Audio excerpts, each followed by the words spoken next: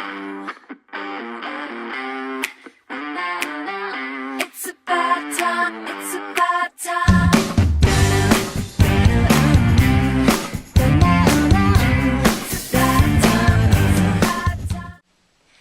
Well, hello and welcome to this week's vlog. Got some lovely questions to answer for you, and I'm in my office today with my very scratty old chair, which I love to bits. You can't see the rest of the office at the moment because there's just boxes everywhere, but at least you can see this is where I work. This is where the new novel, When I Fall in Love, has been written. This is where the next novel will be written. I've started to put together some ideas for book 5. And it's looking promising. So as soon as I've got something to show you, I will tell you about it. Now, I asked you a few questions. I've got a couple of great questions, so I'm going to get straight onto them. First question is from Liz, who's 5Go Glamping on Twitter. Hey Liz, how you doing? Big friend of mine. Liz wanted to know what my favourite books were. Now, I've tried to find most of them, but some of them are still packed in boxes. I'm still in kind of half-moving hell, really. Since I moved in December, you'd think I'd get it sorted, but I still have boxes to unpack. So I'll show you a few of them. First one, Original and the Best, Pride and Prejudice. And this version, actually, Bob bought me for our first Christmas together, which was lovely. I just love it. It's the quintessential, you know, romantic comedy. It's brilliant. It's got great observations in it. I love Jane Austen to bits. And I go back and read this every year, and I have so many editions of Pride and Prejudice. It is getting quite silly, but I can't walk into a second-hand bookshop and not look to see if there's a nice edition that I haven't already got. This is my favourite one because Bob bought it for me. So there's that one.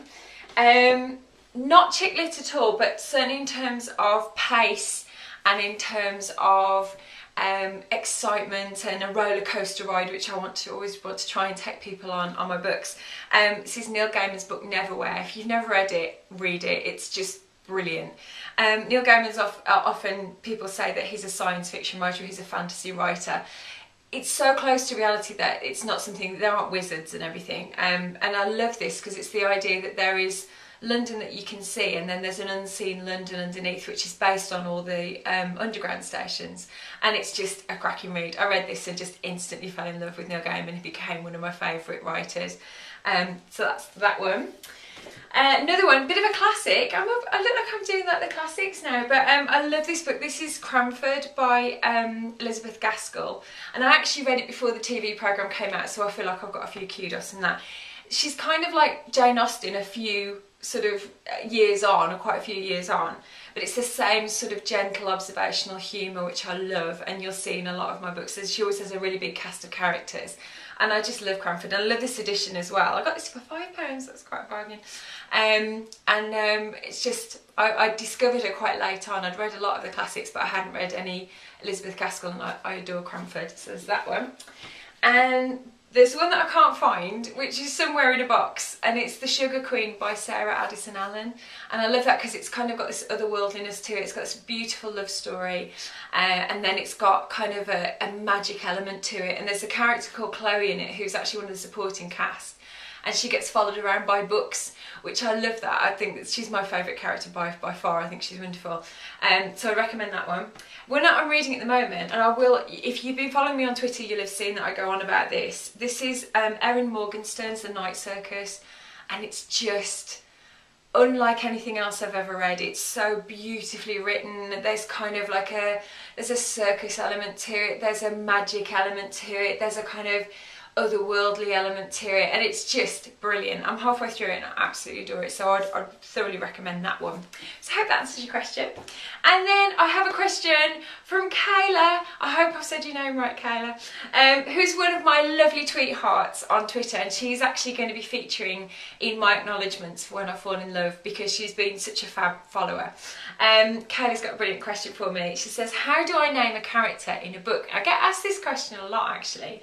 Now, there's loads of different ways of doing it. One thing that I do, which is really good, is I watch the credits at the end of TV and film programmes, because very often they'll have interesting surnames or interesting first names, and that can kind of spark something. Sometimes it's just a name that I particularly like. For example, Romilly in It Started With a Kiss. There's a newsreader on ITV called Romilly Weeks, and I always thought her name was really cool, so that's why she's Romilly. I'm not quite sure why Elsie in When I Fall in Love is called Elsie. I think I just wanted to have a slightly bohemian name and it seemed to work.